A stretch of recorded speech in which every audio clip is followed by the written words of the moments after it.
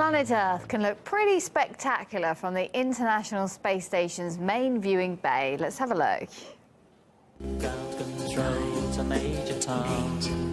Мы можем видеть полностью нашу Землю вокруг себя, то есть на все 360 градусов. Также мы наблюдаем на теневой стороне различные созвездия, небесные светила. Здесь очень интересно и очень красивый вид нашей Земли.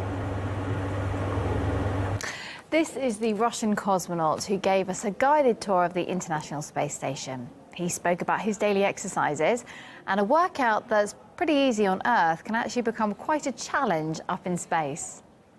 Во время рабочего дня мы заняты своим каждым делом. During the workday, we are busy, but when we have a weekend or after work, we get in touch with our loved ones. We have the opportunity to make a call over the satellite phone to any part of the planet, to get news and have a conversation. To be in a state of weightlessness differs from life on Earth greatly. For example, when I had my first flight, one of the most difficult things was taking a shower. During my first experience, I spent more than an hour and used up more than half a liter of water. I even thought that I wasn't completely washed or shaved. Now, having experience, I need 10 to 15 minutes and 250 grams of water. During his time in space, Anton has been taking stunning pictures of the Earth below and posting them online on his Twitter and Instagram feeds.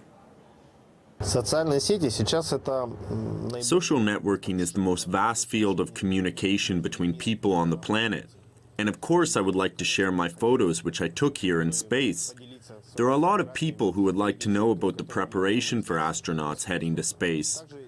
What we all do here at the International Space Station. There are a lot of people who are interested in the lifestyle of astronauts. Most of all, myself and fellow astronauts love to take pictures of places where we have already been to. Firstly, it is the home where you grew up and were born. For me, it is my native city, Sevastopol, in Crimea.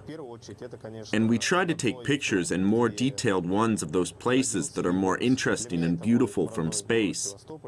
I hope that after the completion of my mission, I will be able to be in those places which I'm meticulously taking pictures of. From outer space, RT goes deep underground. I can't imagine what the people here were feeling when they realized that bullets were shot and bombs were exploding above ground while they were trapped inside. We go inside an East Ukrainian coal mine to see what months of devastating conflict have done to it. And in Denmark, a far-right party is planning to launch a controversial program for Muslims who want to leave Islam but are too scared to do so.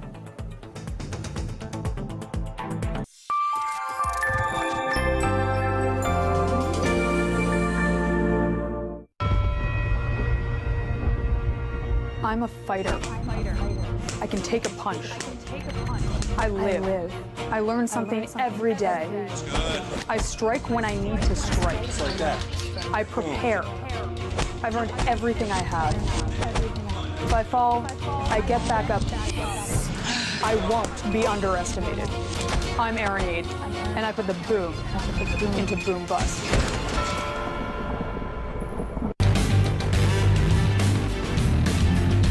Uncovering hidden stories, moving against the mainstream, going to all lengths to bring real news to Britain.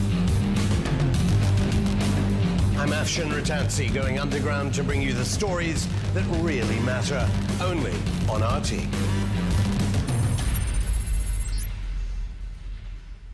On the back of an election victory, Benjamin Netanyahu is posed to become Israel's longest-serving prime minister. What will his legacy be? A talented politician who polarized society, isolated Israel in the world, and refused to make peace with the Palestinians.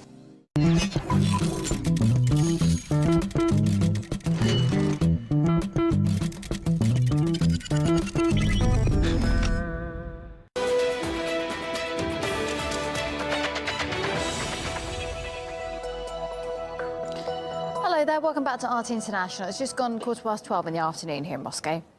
With a whole industry to rebuild following months of war, the coal miners of eastern Ukraine have little to rely on but themselves. RT is the first channel to get inside one of the mines to see what they're up against. Just riding this train hundreds of meters underground is scary in itself, but I can't imagine what the people here were feeling when they realized that bullets were shot and bombs were exploding above ground while they were trapped inside. War led to a power blackout that disabled the tunnel's water pumps.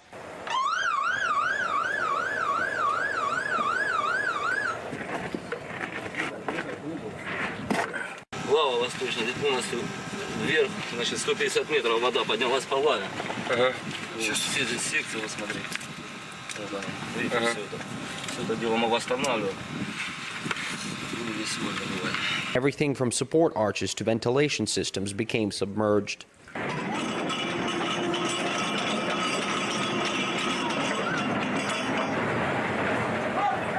All this area was flooded with water. You can see it by the rusty stains on these panels over here, but pumping the water out was just the first step. The soaked equipment had to be brought up on the surface to be fixed before making its way back underground.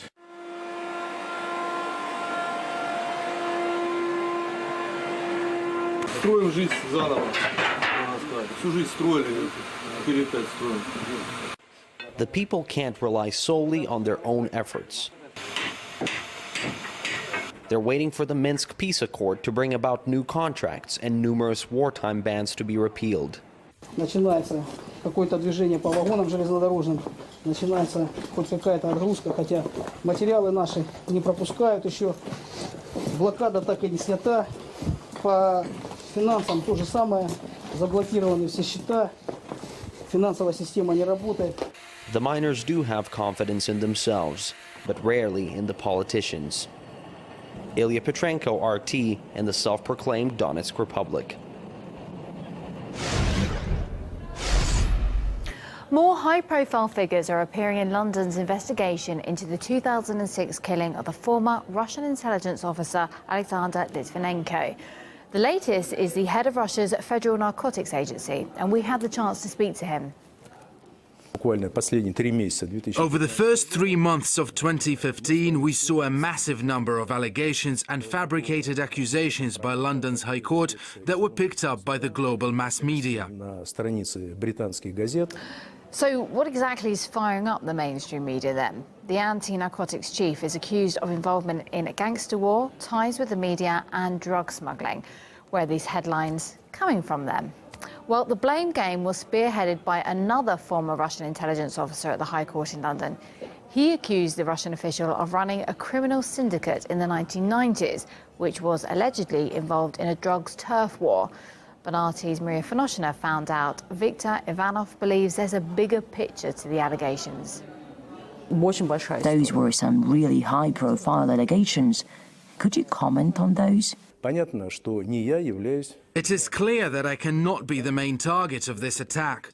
These stones were thrown at the president of the Russian Federation, and this points us towards those who pulled the strings, certain Western political elites and their intelligence services. This is the level where there is no room for playing by the rules or delivering justice. It's been announced that the hearings will return behind closed doors, so we will never know what decisions they make, what facts they bring up, or how they assess evidence. Apparently, these 3 months were used to mislead the entire international community, as well as to throw dirt on a number of Russian officials.